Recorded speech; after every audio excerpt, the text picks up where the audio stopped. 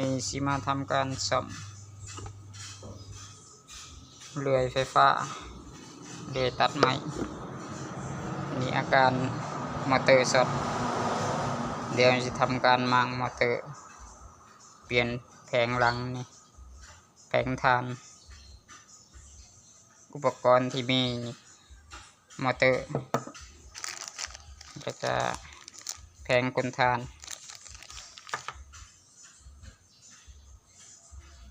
ก่อนจะมางออกแนวใส่มือปาดนิดหนึ่งมันมี4 จุดดอก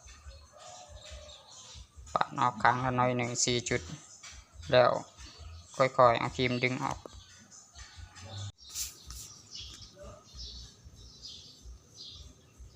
ตัวที่มางออกเราจะเห็นว่ามันขาดขาหนึ่งตัวนี้ตัวเก่าตัวนี้เป็นตัวใหม่2 ขาก่อนจะใส่นี่ให้ทำความสะอาดเป่าฝุ่นแล้วก็ล้างแกนโดยใส่น้ำมันสั่งล้างคราบดำๆนี่ออก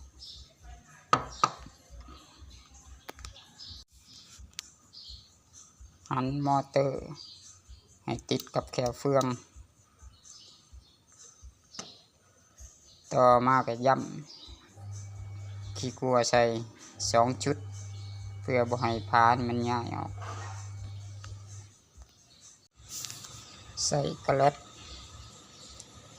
ถ้าตามแขวเฟืองจากนั้นจึงใส่มือลูบถ้าบ่หลายถ้ามันหน่อยหนึ่งต่อมาเขาก็มาซุบใส่นี้แล้วจึงหันน็อตเดินสวิตช์และล่องฐานเข้าไปมันจะมีบวกลบข้างบวกนี่ใส่จุดแดงข้างลบนี่ใส่เบื้องซ้ายมืออัดฝาหันน็อตให้แน่นต่อมาก็ใส่แบตแล้วเปิดทดลองลงเบิ่ง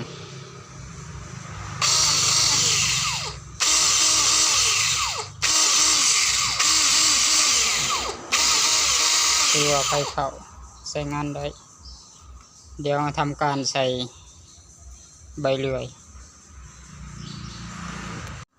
ประกอบใบเขาแล้วสมบูรณ์จากนั้นก็ปรับตั้งโซ่บ่ให้เข่งเกินไปให้พอดีงามถ้าเข่งหลายจะเฮ็ดให้มอเตอร์ฝืดและฮ้อนไวแล้วจึงหันตัวนี้มันแน่น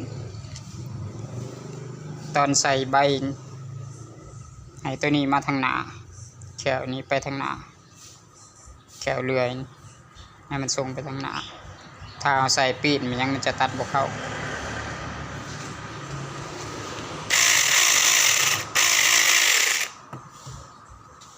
ก่อนจะไปตัดไม้ก็ใส่ลีนจักหน่อยหนึ่งใส่ลีนรอเรียงโซ่นี่เดี๋ยวเอามาลองไปตัดไม้กันเบิ่ง